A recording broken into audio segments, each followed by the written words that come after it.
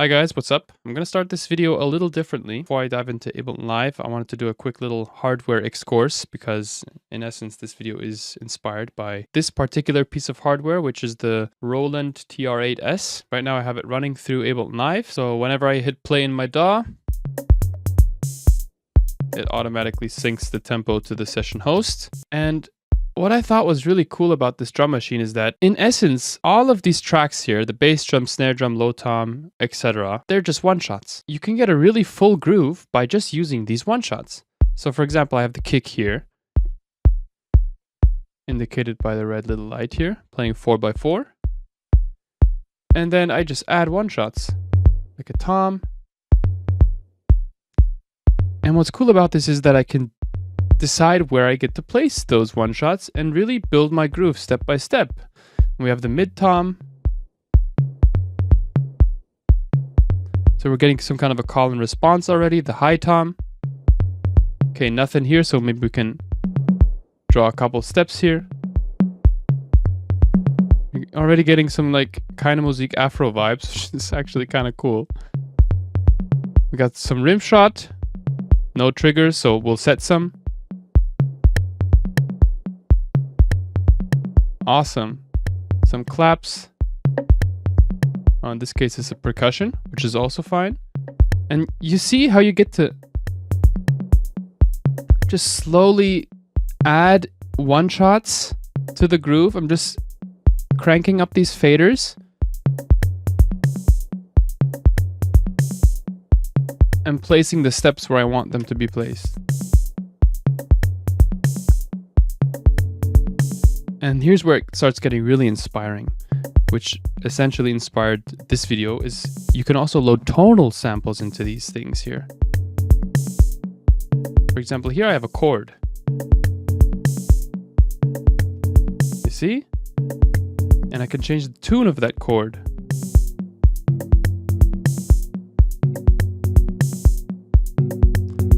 And it doesn't have to end there. I can add some more melodic content. For example, right here we have an extra tonal sound, which is like an FM bass. Change the tune.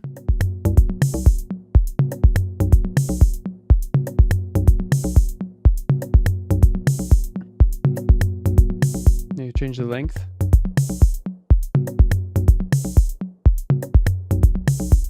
Woo! Some little percussion bleeps. Wonderful. So I thought to myself, what's the best way to replicate that or get a similar type of vibe, but using Ableton stock plugins? And it's absolutely possible to do so with Drum Rack, because the TR8S, in essence, is just a hardware version of Drum Rack. So what we're going to do is start from scratch. I have just one MIDI track here. You can also hit Command-Shift-T to create one of these MIDI tracks. In that MIDI track, we're going to load up a drum rack. And I'm going to do my best to keep this video fairly short just to get to the point. So yeah, we load up a drum rack into that MIDI track. And by the way, you get a ton of different kits when you go into drums, similar to how you get kits on the TR8S drum machine. If you don't feel like going through your own set of sounds and selecting ones that you import into one of these pads here, just try going through your individual drum kits that you have here. If you go into packs, you usually get to see available packs, and in here you get to also download drum racks, drum machines, and so on. So if you're feeling uninspired by the stock content, you can at any time go through the additional racks. But you see, you get a lot. Yeah, you get a ton. But we're going to start with an empty drum rack just to illustrate. And I'm going to create a MIDI clip that is, in this case, 16 bars long. You can highlight and then hit Command-Shift-M to create that 16 bar MIDI clip. We're going to go back into the device view and select one-shot sounds that we can put here. C1, let's start with the kick. So what I'll do is just go into one of my packs that I've created, preferably Roya because it's a new one. And there's a kick that I use very often, which is the last one here. It's my favorite kick. Just works well. What I'll do is just duplicate that over using Command-D to duplicate it to the very end of the MIDI clip. So we get a kick.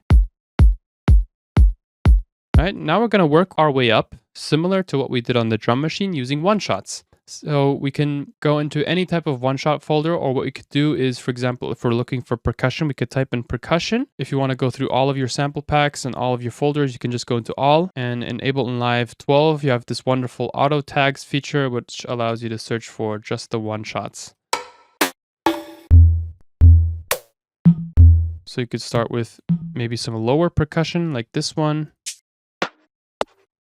maybe some hats, some weird little percussion bleeps. For example, if I were to go into LotusTunes, I could type in, let's go for tom. Let's continue to filter for here, toms. Pretty nice. So essentially I'm looking for sounds that have a longer tail to them, because I can still cut out the end rather than having a very short sample that I cannot extend. And then once we've selected a few sounds that we like, what we can do is just double click this drum rack again and start placing those individual one shots where we'd like to have them. So we could go into 16th grid and place one preferably here. That's kind of nice. I'll take this 2-bar section and duplicate it over until the end. Oops, delete that one. And then we work our way up to the next one shot, similar to what we did on the drum machine. Okay, this one's a hi-hat, and it's kind of loud, so I'll just tune down the velocity by hitting Command or Control and dialing it down. So let's say this one plays every second 8th note. Go into 8th note here, since this is a hi-hat, right? So we'll take that 8th note and place it like this. Maybe adjust the timing a bit. It's a bit too soon.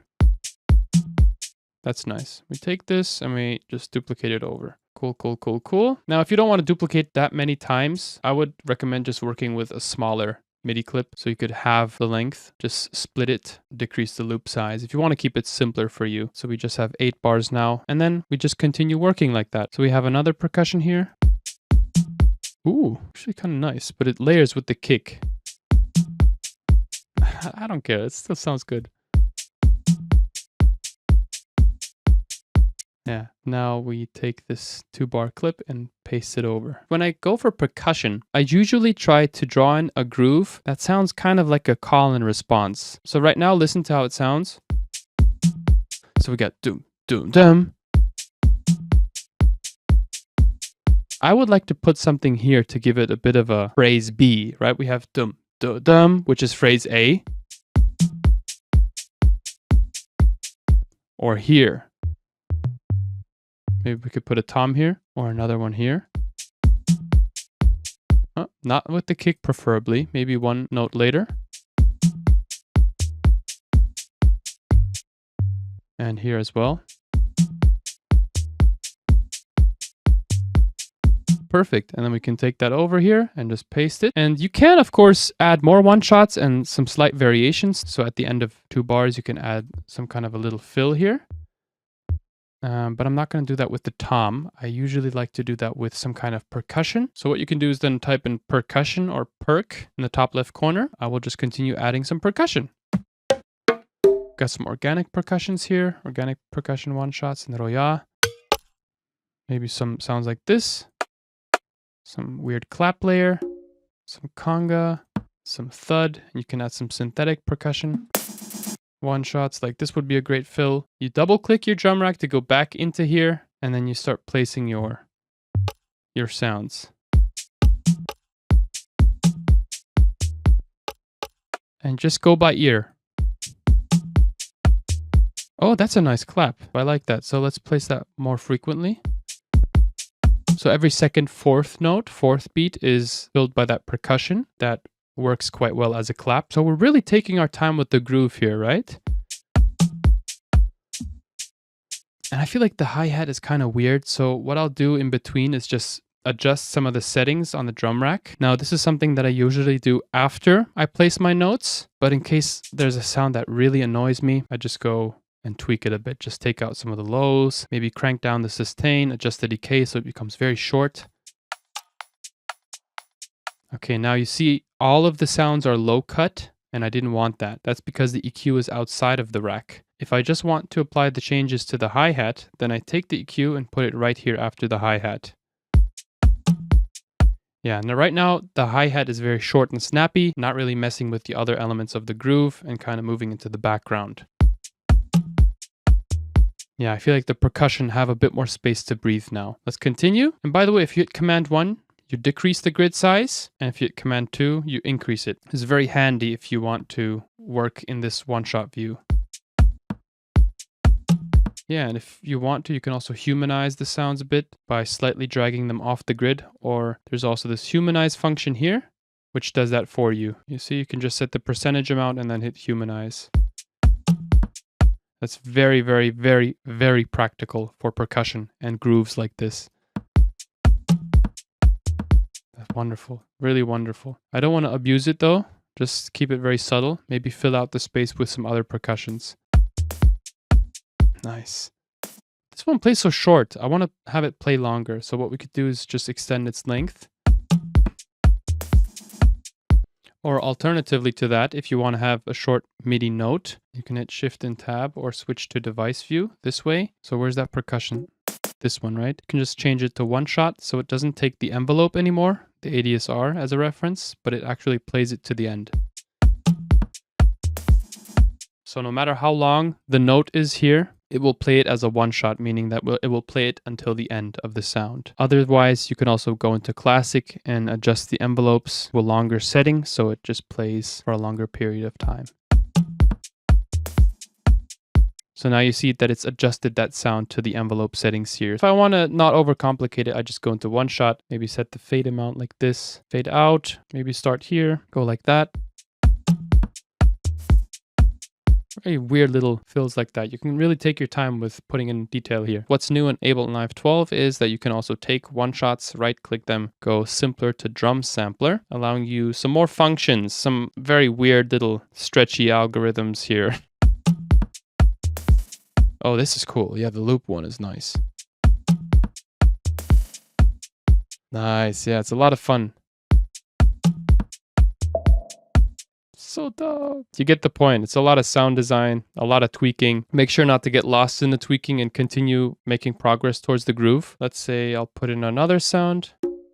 Congas, by the way, congas and bongos, they're fantastic for creating call and response type percussion. And if you hit Option, Spacebar, you continue to play it from where your playhead is. I think on Windows it's Control Spacebar or Alt and Spacebar. I'm not too sure. Try yourself out there. But Option Spacebar, which means that you don't have to always play the groove from the very beginning.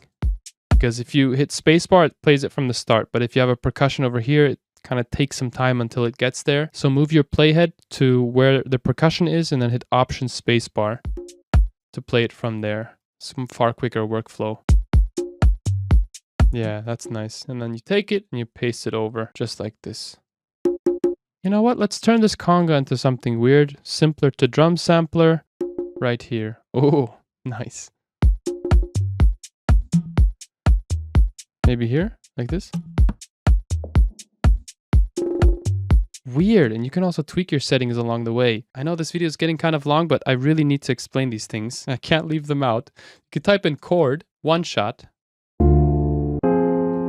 And you can take a chord, even if it's a loop. I don't know why it registered this as a one shot, because it's obviously a loop. You put it in here too. Why not just take a loop and set the start and end point to where you want it to start and end, and then just draw it in here. Similar to what we did with the drum machine previously, we can also do here. You take your one shot, place it.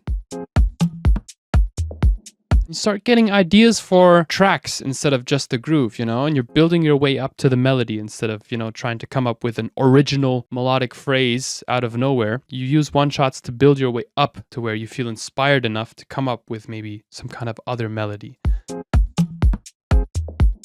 That's actually kind of nice.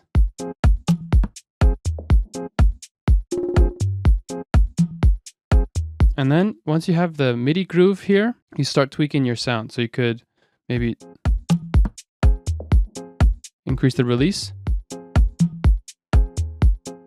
Just test yourself out here. Oh, huh.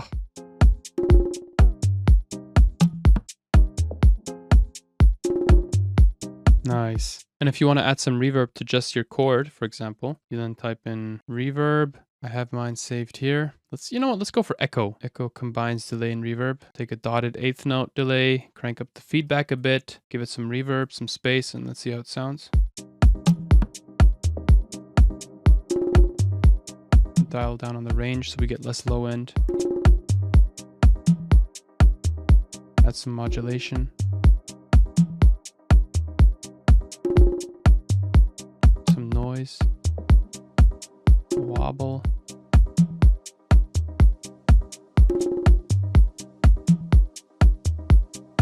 Ping pong maybe? So it goes left and right.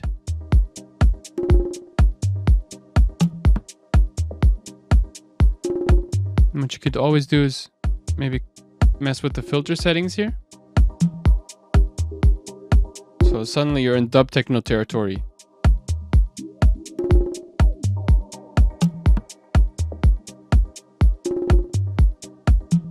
And you know where it gets really crazy? Really crazy?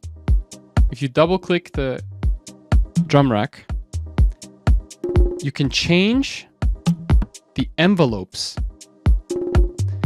And you see, it's registered the last parameter that I clicked from echo, which is the reverb decay. Let's say I want to change another parameter. So I'll go back here and maybe I want to change the delay time on the right channel. So I'll click that. I'll go back into the MIDI clip and you see it's automatically registered that here. And now for each and every individual step, so I see a chord being played here, I can change the value. So it changes the delay timing.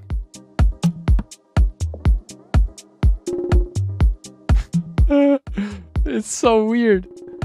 See another chord being played here. Maybe I can change it to a negative value. This is just if you want to have a bit of weirdness. And you can do this for any parameter.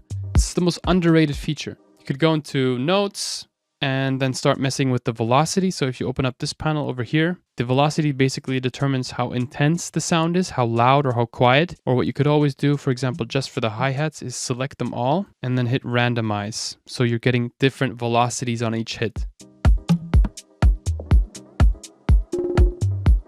And if you don't like the range of difference that you're getting, you simply change it down here if you just want a bit of shift. And for the hi-hats, what I'll do is just give it some slight bit of humanization so it slightly goes off the grid.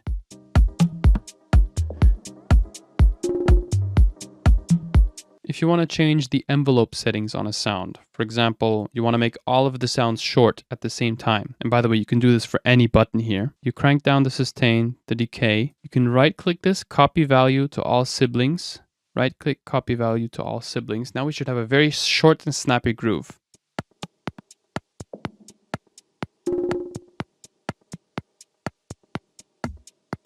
Can undo that.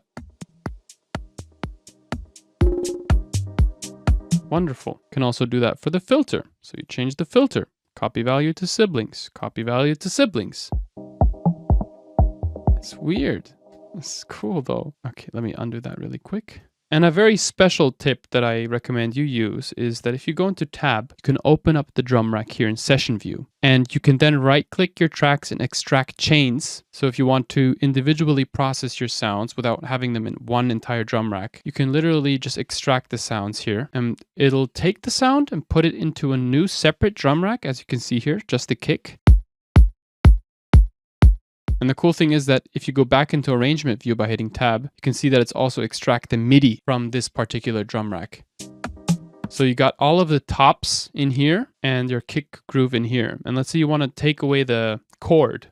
You want to process your melodies and chords differently than the drums. Hit tab and now you just got to find your chord. It's kind of unfortunate that I did not color code these, so it's hard to find the chord, but I think it's this one. So I will right click the sound, extract chains, and you will automatically see the chord now here. Hit tab again and you have the sound extracted. Wonderful.